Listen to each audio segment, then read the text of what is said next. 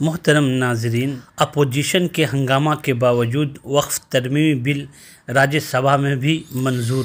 راجیہ سبھا نے جمعرات کی توسیعی نشست میں دیر رات کو وقف ترمیمی بل 2025 اور مسلمانان وقف منسوخی بل 2025 پر بحث مکمل کرنے کے بعد جمعہ کو علیہ صبح اپوزیشن اراکین کی طرف سے پیش کردہ تمام ترامیم کو مسترد کرتے ہوئے دونوں بل کو 95 ووٹوں کے مقابلے 128 ووٹوں سے منظور کر لیا۔ راجیہ سبھا نے جمعرات کی توسیعی نشست میں دیر رات کو وقف ترمیمی بل 2025 اور مسلمان وقف منسوخی بل 2025 پر بحث مکمل کرنے کے بعد جمعہ کی علیہ صبح اپوزیشن اراکین کی طرف سے پیش کردہ تمام ترامیم کو مسترد کرتے ہوئے دونوں بل کو 95 ووٹوں کے مقابلے میں 128 ووٹوں سے منظور کر لیا۔ ایوان نے ڈی ایم کے لیے تروچی سیو کی ترمیمی تجویز کو بھی اکثریتی ووٹوں کے ذریعے مسترد کر دیا۔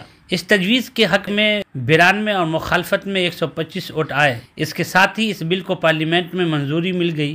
لوک سبھا میں اسے پہلے ہی پاس کیا جا چکا ہے، جہاں اس کے حق میں 288 ووٹ پر تھے، جبکہ 232 اراکین نے اس کی مخالفت کی تھی۔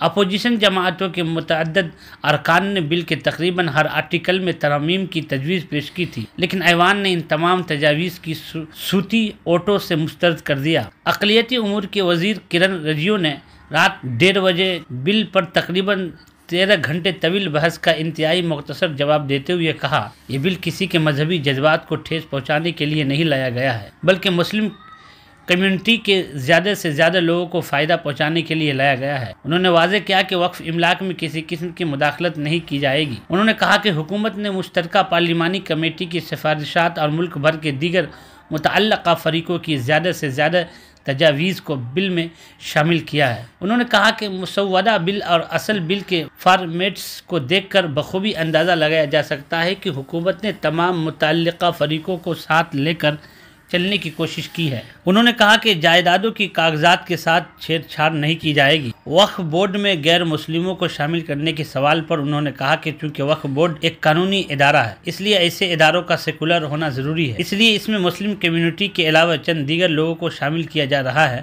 لیکن وہ اکثریت میں نہیں ہوں گے، اور وقف بورڈ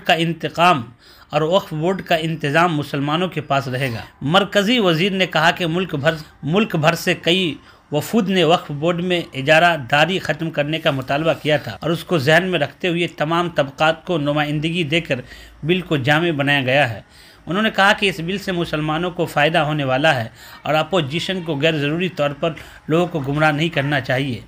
ان کے جواب کے بعد ایوان نے بل کو صوتی ووٹ سے منظور کر لیا۔ ترمیمی تجاویز کانگریس کے ناصر حسین